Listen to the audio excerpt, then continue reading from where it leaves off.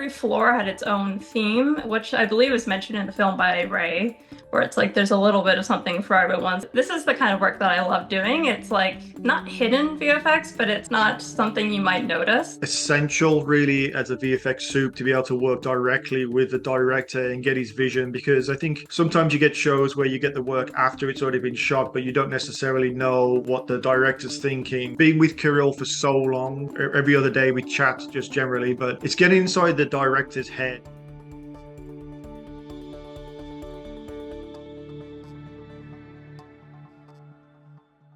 Hi, I am Chad Anderson, one of the hosts at Filmmaker U. At Filmmaker U, we create courses for film professionals to deepen and diversify their skill set. You can learn more on filmmakeru.com or follow us on Instagram at filmmaker_u. Every week, we are delighted to interview a film and TV professional, and this week, we are exceptionally pleased to be joined by the VFX team behind this. I kind of love this movie. I really do. This amazing movie, They Will Kill You.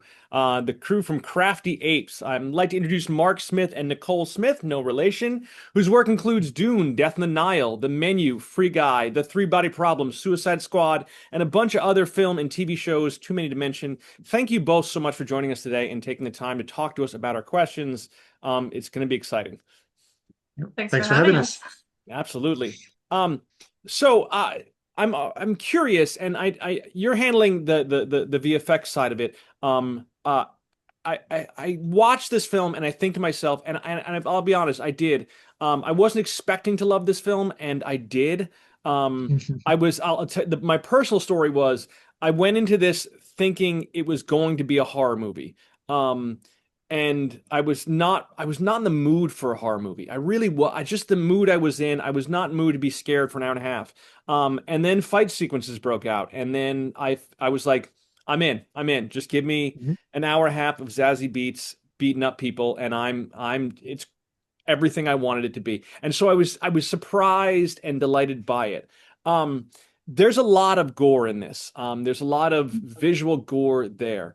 Um, at what point does the transition from practical effects on set take over to what you guys are doing in terms of visual effects? Was it all visual effects or all post effects or all how much at what point do you have to come in and get into that? Yeah, so I was on the show from start to finish. It was almost a 2 year journey for me. So I spoke to Kirill quite extensively before we shot, after we shot, during we shoot. We shot out in South Africa for 3 months. So I was there for the entire period.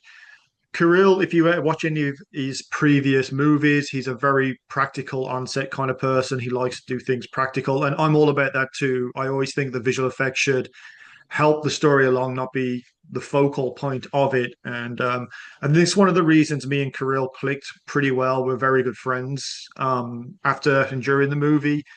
So we went through storyboards. I had the storyboards early on, and we shot almost frame for frame, which is fantastic for visual effects and knowing what's coming. And we broke down the methodology quite early on in prep in South Africa, as well as talking to other department heads. Hey, should this be visual effects only? Should it be prosthetic? Should it be special effects, stunts, prosthetics, and visual effects? Mhm. And we ended up taking the route of get something in camera. So we had something that Kirill was excited about because he loved to see blood spraying everywhere. But it was more about the probably the organization of it. You don't want to spray a ton of blood where you've got carpet down and then you have to spend 25 minutes cleaning it up to shoot the next scene. So a lot of the blood was practical. A lot of the fire elements were practical. A lot of the gore was practical, but not in the essence of we shot it all in camera at one point. So there was a lot of methodology where we'd shoot the plate of the action, then we'd swap it out for some prosthetics, then we'd swap it out for a clean plate, then we'd swap it out for an explosion of blood plate, then we'd swap it out for elements. So Nicole can talk to a lot more of that. She had to deal with a lot of the decisions I made on set to split it up into sections. There was a particular shot where we call him Tall Steve, gets his arm and his leg chopped off as he rolls on the floor. That was built out of about 7 plates, and it was all Wow. shot in different places. We wanted to get the realism of somebody walking in and going to grab the gun. We wanted Zazie rolling. We had to use a prosthetic for the slice. We didn't want to do a CG cut. We wanted to keep it practical, so we used prosthetics and we used on-set blood pump systems, but we also augmented it with more blood sims. We augmented it with dribble coming down. We had multiple shots where we shot as much as we could practically, and I had a whole list at the end of the show of elements I wanted to shoot, and I got given 2 days of shooting countless blood elements, countless skin tearing elements, countless muscles being pulled up with strings in front of green screens. And Yeah. then I kind of got this whole bundle of a puzzle and said, "Hey, you go, Nicole, sort that one out." Yep. And to Mark's credit, I had never worked on a show before that had so many elements shot separately. It was absolutely incredible. Like Yeah. everything we did was an additive to what was filmed on set. So every element that he had, like the things that, like the strings being pulled together for the shots where we reassemble the characters, Yeah. everything that we did was just adding to what Carell had already shot on set, which was incredible. Like the blood was amazing. It was over the top.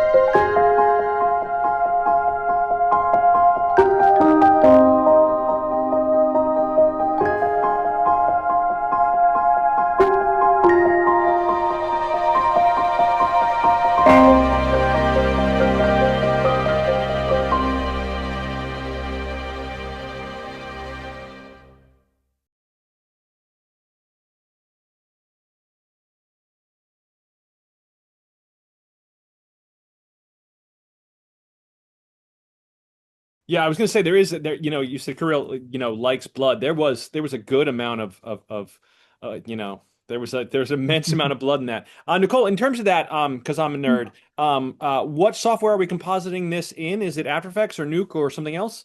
It's Nuke. Yeah. You're doing predominantly Nuke? Fantastic. In terms of this, there was so I have my own personal opinions. I had vanilla versus chocolate. Was there, other than the pig, was there a favorite thing to create, to build, to animate, to do the visual effects for, in terms of the work that you were doing? Was there a particular thing that you were like, I love this and I love making this and I love doing this, either on set or in post? I love on set work, period. I love working with a director. I think it's essential, really, as a VFX soup to be able to work directly with the director and get his vision, because I think sometimes you get shows where you get the work after it's already been shot, but you don't necessarily know what the director's thinking. And Yes. being with Kirill for so long, I mean, we still chat today. I've got WhatsApp almost, every other day we chat just generally, but it's getting inside the director's head. There was a couple of shots I was really, really happy with. I really enjoyed shooting under the floor sequence where everybody was scurrying around. I really Yeah. loved that. We had a lot of what I coined as the Alice in Wonderland shots where we matted all the top and the bottom of frame, and we did one as well where they were coming up the vents. Yeah. I thought those shots were really clever. It was a nice little additive. I really enjoyed shooting that. I think for me, one of the biggest shots that I really enjoyed, which I don't think comes up a lot, is the first shot of the movie, actually, where we establish the Virgil building from the Oh yeah, yeah. outside, where Asia is coming up to the building. That shot in itself, but this is the kind of work that I love doing. It's like not hidden VFX, but it's not something you might notice if you It's didn't subtle. know. That shot was, I think we had started out with two plates, was it, Mark? And we were trying to blend them together. We always knew that we had to do a CG extension. We're always going to have to build that shot. Um, the asset of the Virgil was quite evolving over time because every floor had its own theme, which I believe is mentioned in the film by Ray, where it's like there's a little bit of something for everyone. So we Yeah. really wanted to highlight that coming down the building, establishing we had this dark, rainy night, which every Hmm. time you put anything in the dark, it's very complicated to make it stand out. Sure. um, I think what almost every department ended up touching that. We had our incredible effects team do rain simulations to really establish the dark, moody night. We had our incredible DMP artist Hubert Zablowitz. He built out New York City in the background. He also added some additional like cracks, breaks to the building, and our amazing compositor Pavel Nefedov, he just really brought it to life with adding lightning in, the lights on the building flashing. We added in like a cap from another plate just to give it more life, and I think that shot really came together nicely. In terms of you mentioned the tunnel scene. I like the removed kind of, it's almost like a ant farm, or like a mouse tunnel or something there. They have the it's almost like a cutaway of it, and you can see sideways across it, like they cut the building in half. How was that accomplished? Um, Yeah, it was funny you should say that because it was like Zazie was the rat caught in the maze and people were chasing her in the yeah. maze. That was kind of there was some fantastic shots of that. We built an entire tunnel system on set, and it was removable panels for the side, so we get the side views. We had them enclosed, and we put the camera obviously on a crane and had the crane come through. That was all practical sets. We built extensions when Zazie jumped into the hole. We obviously built the room that she was in, and then with the reverse, we built the tunnel from looking down into it. But the whole tunnel system was practical. We built that on set.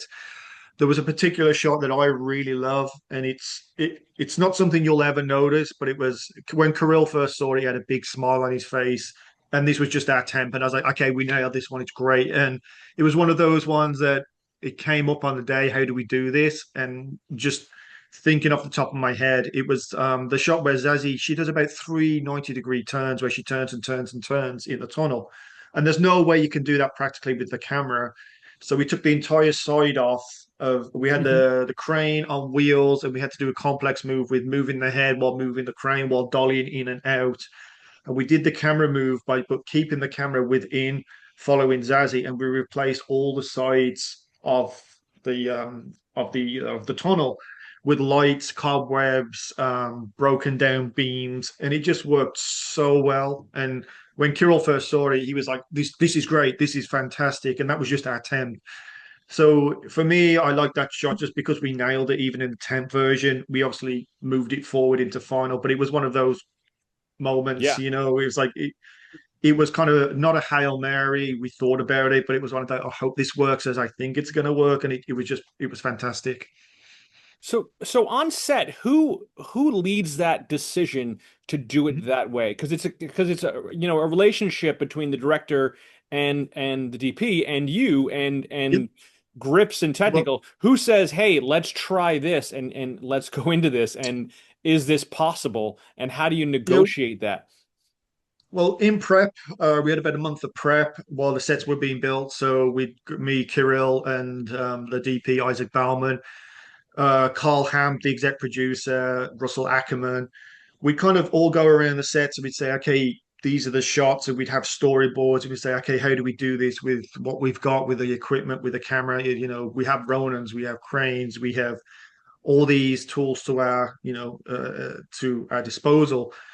And we actually went through several times. In fact, we sat in Kirill's office. There was me, Carl Ham, Isaac, and Kirill, and we sat down and we went through every single storyboard on his computer. It's like, okay, how do we shoot this?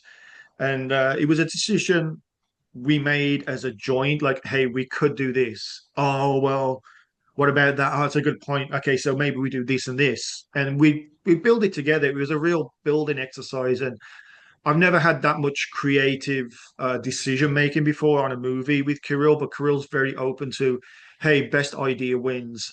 Yeah. I have an idea how to do it, but if you guys think something differently, just convince me. He's not, this is how we're doing it, this is how it's going to happen, deal with it, Mhm. and we'll figure it out. It's let's figure it out now.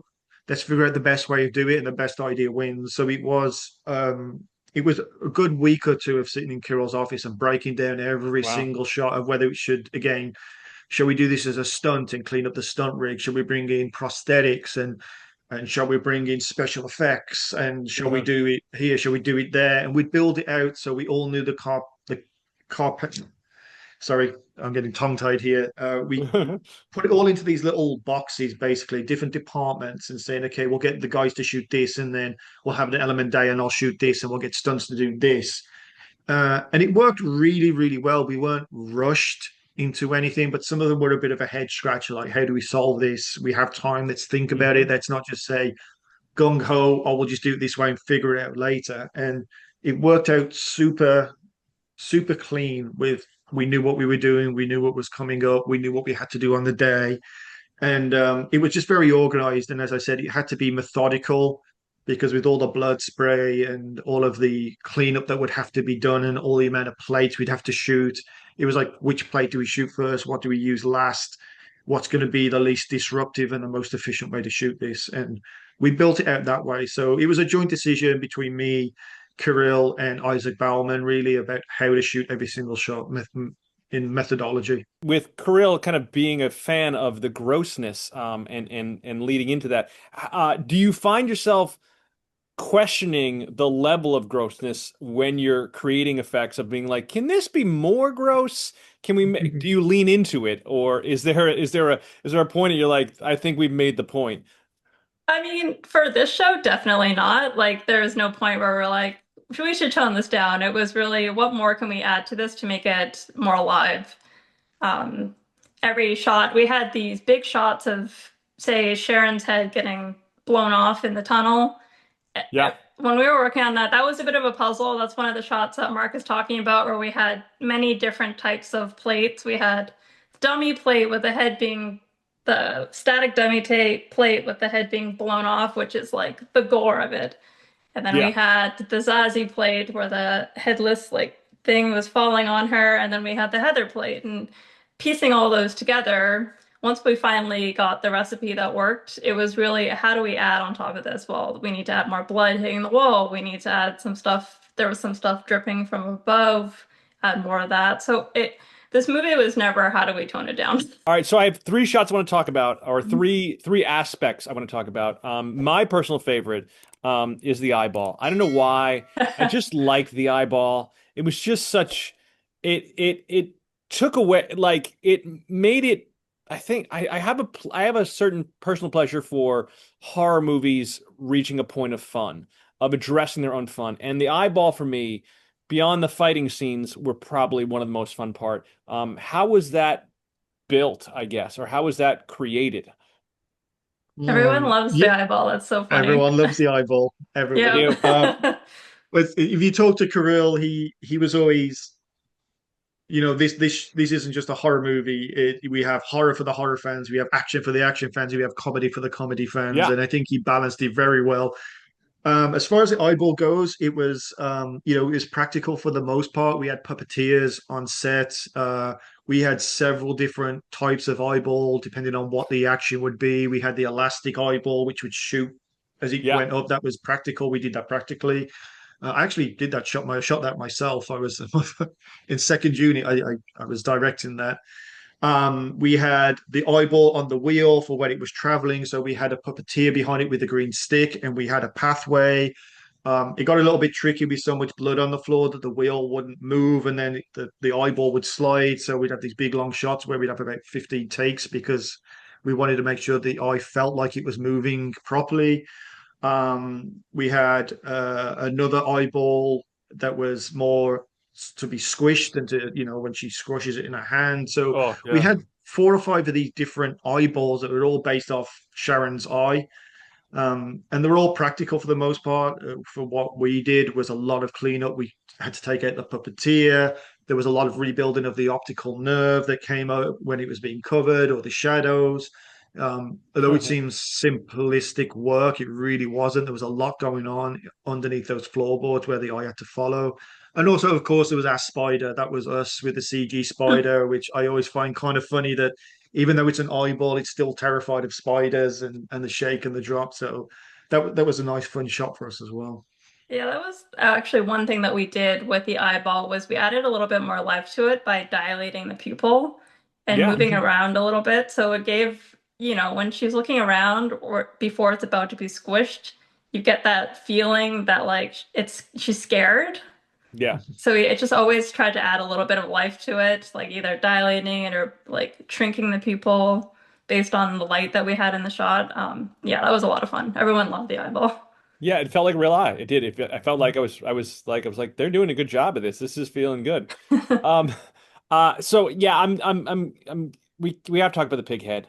We have to address the pig head. I feel like that's the pinnacle of this in terms of visual effects. What was done there. Tell me a little bit about how this was done and how much work went into this. Yeah, this was clearly a huge sequence, and we knew it from the start. When we originally started looking at this movie, I got the script, I got the storyboards, and as you said, when you watch the film, it's the same as when you read the script. You just, oh, I want to see what happens next. It's not, I'll finish it off later. I talked to Kirill. There were a couple of other studios up for the show, and um, I was starting to talk to Kirill about what I wanted to do with the pig. And as soon as we found out that we had the show, and thankfully I was on board, I went straight to a pig farm here in Atlanta. I live in Wow. Atlanta, and I shot pigs in their natural habitat for about 2 hours with reference photos. I wanted to make sure that one of the things about the pig is it talks, and it's going to break you out of that realm of realism at a certain point. Is a talking pig. So my idea or my hope and my direction was to keep the pig as realistic as possible where we could. So going to the pig farm, I took some macro photography of the skin, and it's amazing when you don't used to look at a pig and you're like, okay, it's a pig, but when you get in there, you see all the skin pores and how deep those pores are. When it's backlit with the ears, you see the veins come through. Their nose is the way they restrict and contract when they snuffle. It's several movement. It's not just one movement. It's several little movements. And the little ticks that they have with their ears, kind of they just twitch, and it's involuntary movement. But it adds to that's what a real pig does. So I took a whole bunch of these videos and these studies, and originally our pig was supposed to be blind in one eye. We was supposed to be cataracted, and there just happened to be a blind piglet on this farm. So I took this whole big case study of the eye and how the eye moves and the eye reflections. But the pig just evolved um, over time. It just evolved, and then we changed it, then changed it again, and then changed it again. We did have a practical asset on set for eye lines for to see how the light bounced off the pig. Obviously, there's two very distinct lighting conditions where we have pig on a stick, as we called it, with the warm flames glowing, and then we had lily pig fight, which was very cold because it comes out of the warmth. But the work went into it was immense, and it just evolved over time from being a one-to-one replica of what was on set to, hey, let's make it a bit scarier. Let's add some more necrosis. Let's add some more scars. Hey, let's add some liver spots and make it older. Hey, let's add some snot and some goop coming from the nose and some yellow crap coming out of the ear. Hey, let's make it darker so it looks more evil. Furrow the brows more so it always looks annoyed.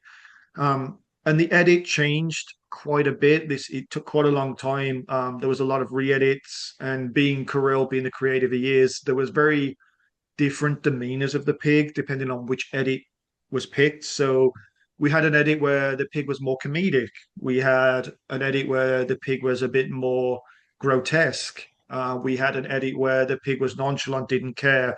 Where he had one where he was sinister. So the dialogue changed with the edit, and with the dialogue changing, the animation has to change because you need to also portray in the pig's facial expressions and his demeanor as he delivers the lines. We need to make sure that the face looks like it's delivering that kind of delivery, whether it's sarcastic or goofy or angry or nonchalant. So there's a lot of swapping around. So our rig was really over engineered and built to accompany all this with our team. But the attention to detail is something that we were really happy with. Julie Tarju and her whole team and Crafty with the asset team, she smashed it at the park. And anything we needed, the team jumped on right away. This was a really big, important show for us, and being so close to Kirill and just wanting to give everything that he wanted. It was a large undertaking, but I think we really nailed the pig, and I hope Yeah. everybody gets to see at least some of the level of detail in the breakdowns of how far we pushed this pig, because it changed from month to month of what it was doing and what it should look like and what its demeanor is and the attention to detail. We really went above and beyond, I think, in this asset. It looks fantastic. I think I want to say that I think I'm glad that you're able to do this show because it gives you an opportunity to talk about pig snot, which is probably not something you have at dinner conversations with your families to talk to get it to really get into it and be like, I don't think that's what they want to know about. But Nicole also Mhm. the skin flap with the writing on it in the epilogue, I guess, of it still has life to it, and I love that part. I love the part that you can tell that it's not just some random, prosthetic, that there's a little bit of a wiggle there in the he's still alive somewhere in there, even if he's only just a patch of skin. Yeah, but that specifically, it was actually shot with a little wire to move Yeah. it, so it would give that like the movement that you see on screen. But we did add the texture from the actual pig onto it to give it like the same look Yeah. that we had. We enhanced the writing. Yeah, it was like as you see her writing it in that sequence, we matched it into that end of the show like look on the pig flap. But yeah, no, that piece is a little bit of fun too. I am Chad Anderson with Manhattan Edit Workshop, and I am thrilled to introduce you to an introduction to Avid Media Composer. We'll cover all the basics from setting up the software and importing footage to editing, trimming, effects, audio, titles, media management, and everything in between. You'll have access to over 7 hours of self-paced lessons delivered in easy-to-understand segments, all with professional footage that you can download to work along with. And when you're finished with the course, you can use it to keep working or edit something of your own. We're also happy to offer live online office hours that anyone can schedule with me, so we can work out a tricky problem, review concepts, or even have a creative session to evaluate your edit. MuseShop's online introduction to Avid Media Composer is the perfect way to get a hands-on, in-person training experience in a self-paced, on-demand package. I'm Chad Anderson, and I can't wait to help you master Avid Media Composer.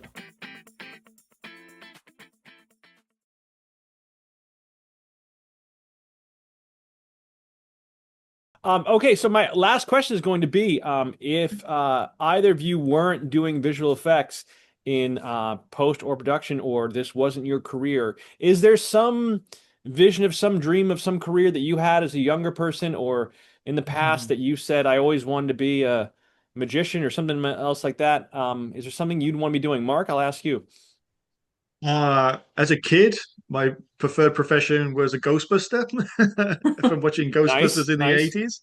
80s, or a professional soccer player. I hate to say the word soccer, football player, play for Aston Villa, play for England.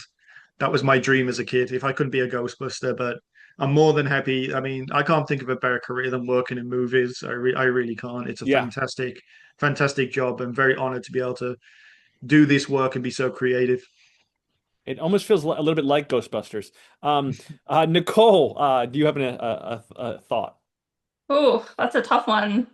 Um, I don't have anything as fun as Marc, maybe, but I think like if I didn't have any fear of heights, maybe I'd like to be a pilot or something like that.